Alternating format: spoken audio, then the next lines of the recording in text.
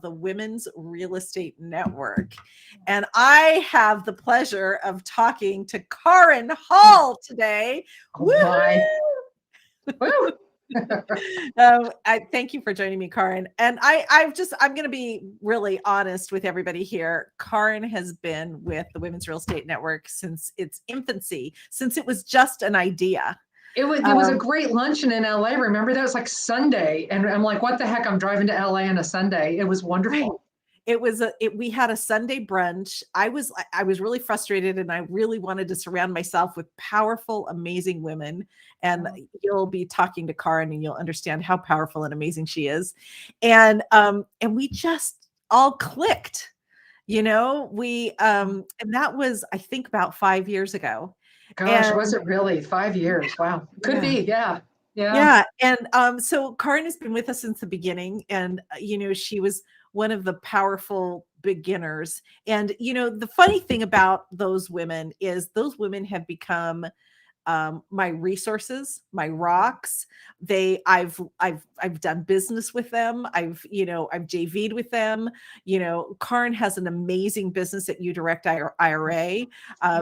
There's just been such such a great synergy. And you challenged me. Remember you challenged me that day?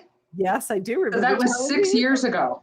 It was. That was, it was? Yeah. Oh, so it was 6 years ago, and we challenged Karen. Of course, Karen's a rock star, so she raised to that challenge in a minute.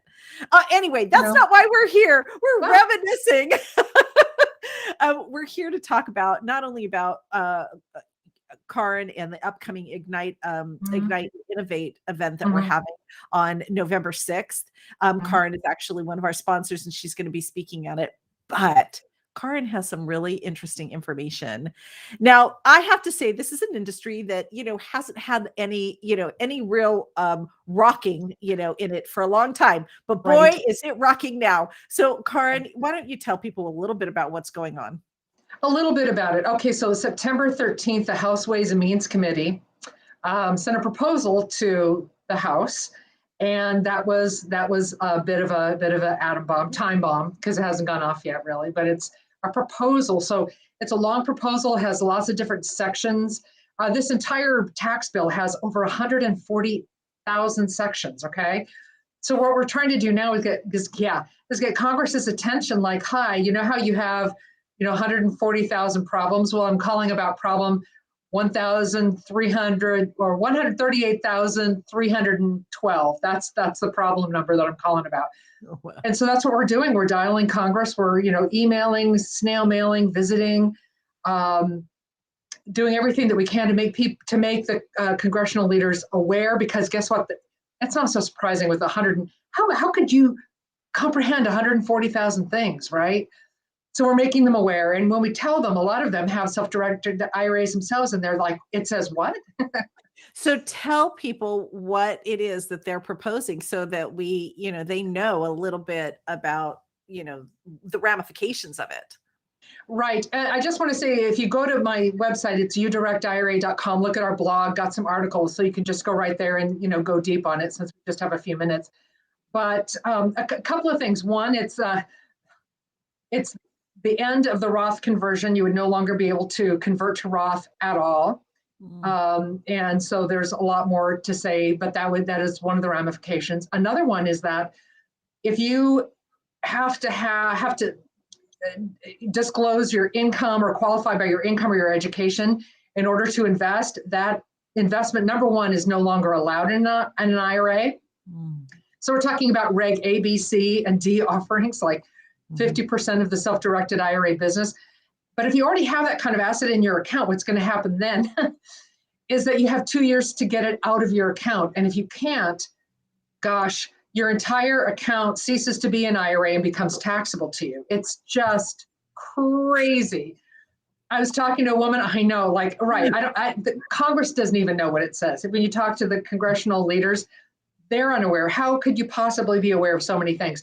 I was talking to a woman today, one of our account holders. She says, if this happens, look, I'm in a 10-year project. It's not going to pay off for another 8 years.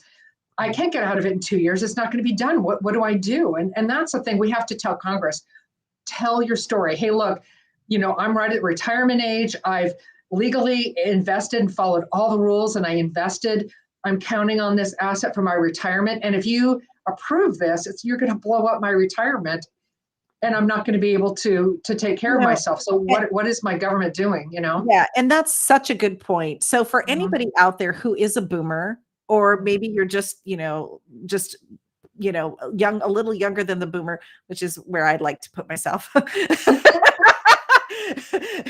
And here's the thing, this is affecting your retirement, or maybe you're out there and you have parents who are boomers, right? You need to get on to Karen's website and really look at this stuff. And we need to contact the powers that be to make sure that this stuff doesn't come through, because it can really affect, how we invest our retirement funds, and how those funds are going to come back to us to treat us in our older days, right?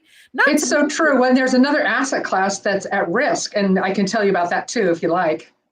Yeah, give us a little tease on that. A little hint, and that is the IRA-owned LLC. So this proposal says if your IRA owns more than 10% of an asset, it's out, and the similar things where you've got 2 years to cure it and get it out of your account. And again, this is the high level. We could go deep during the WREN conference. But basically, the IRA-owned LLC would be no longer allowed.